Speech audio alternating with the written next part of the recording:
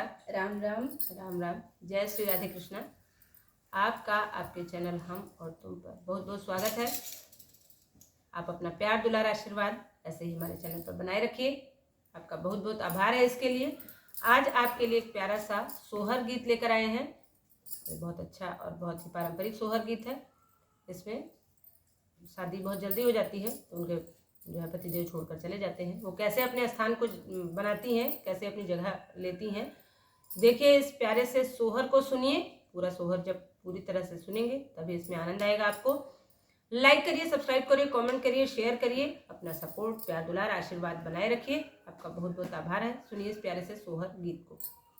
बाऊ बहाई पुरवैया पुरवैया मोरी बैरिन पुरवैया मोरी बैरिनी हो रामाया लखी बिलखी गयूं सोई तो हरी मौका तजदीना हरी मौका तजदीना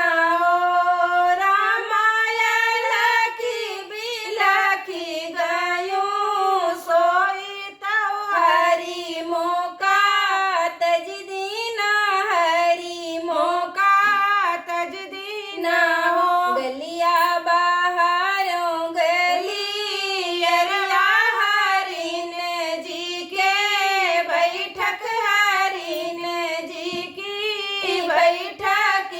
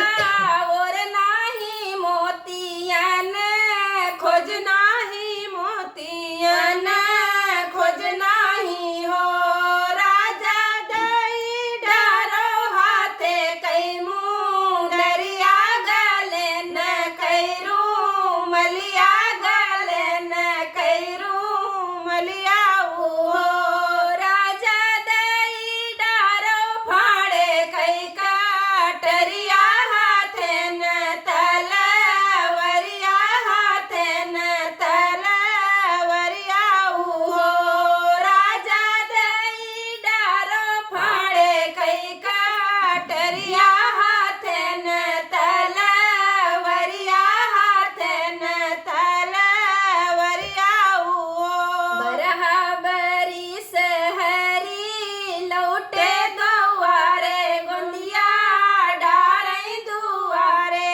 गोंदिया डारई मैया लइके नी करी पीढ़ैया बहिन ठंडा पानी बहिन ठंडा पानी हो मैया कहू हमरे धन न कहिया वलिया सो तई माँ तज दीना सो तै मातज दीना मैया के पिढ़ैया नाही बैठई बहिन बनिया